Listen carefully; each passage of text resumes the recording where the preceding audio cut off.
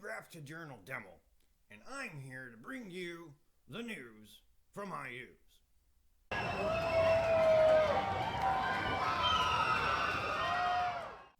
Today, we have a special edition.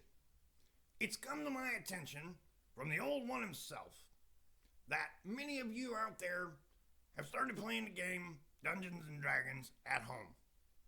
Now, while this may not be an evil activity in and of itself, it does require the use of evil in order to challenge your adventurers. So, since I have been working for the old one for almost 40 years, I'm highly qualified to talk about improving the evil in your campaign. Spicing up your dungeon with evil. Now, the first thing I want to say is probably what you don't want to hear. Good evil takes preparation. I mean, Dungeons and Dragons is shared storytelling. So you, as the dungeon master, when you sit down at the table, if you have no idea what's going on, the players are just going to steamroll you. So it's best to have a general idea of where the adventure might go over the course of the evening and what all evil machinations are currently in play to them to deal with. So what that means, you got to put the time in. Good evil requires time for development. And good evil works through other people. So you might not even know you're working for a bad guy until you've done the evil. And hopefully get paid. Now, evil often doesn't appear to be evil on the surface.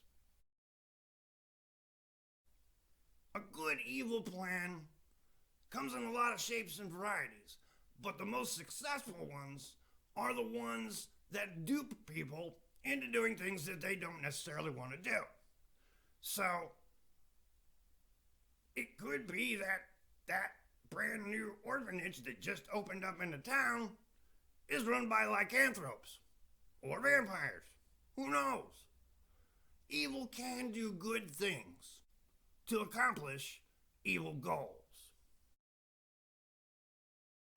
A lot of times, adventurers require the assistance of others to get their job done. And over time, these people can get bought out. Their families could get kidnapped. The point is, situations change with NPCs over time. And it's very important to remember that at the critical moment, if your NPC turns to the other side, it can have a really devastating effect on that party. So keep that in mind. The point is that you should keep your situations fluid to keep your players on their toes. Now, that's just like an example of how evil can work for you. But a lot of times, there can even be multiple evil groups trying to accomplish the same goal. This can be very interesting because sometimes they'll work against each other, sometimes they'll work together. Who really knows? One thing is for sure though, they all want to kill those damn adventurers that are trying to foil their plot. When you're in an evil environment trying to do good, you gotta work undercover. And sometimes, to maintain that cover, you can be put in situations that will test where that heart lies. Is it the greater good? Are you doing it for the lesser evil? Who knows? Just get evil done. Now, good evil doesn't leave loose ends. Sometimes even the adventurers are loose ends, and they need to be tied up. Literally, figuratively, you name it. Best though is just when they're dead. So the bad guys in general will try to do that, even if they're successful. they're not going to want anybody that was a witness. So, have them use some of those divination magics. Figure out where the party is, what they're doing, and have them act intelligently to counteract the counteraction. Because if you just let the adventurers go wandering around, they might solve the thing on accident. And this isn't good. A good evil plan, like I said before, is complicated. And it takes time. Now, successful evil doesn't kill all the peasants. Although it does happen, long term, it just doesn't work out very well. I mean, somebody's got to do work. And zombies, they fall apart after a while. So when you're constructing your evil, it's best that it just doesn't kill everybody, but manipulates as many as it can to accomplish its own goal. Evil has a good information network, and it's paranoid. So it uses that network to its best advantage, including divination magics, and pretty much anything that they can throw at you. Dead men will tell tales, after all. And if the adventurers are sloppy, make them pay for it.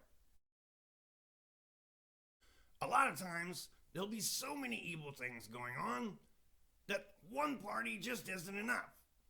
And then they have to choose. Will they split the party? It's always best if you can get them to split the party.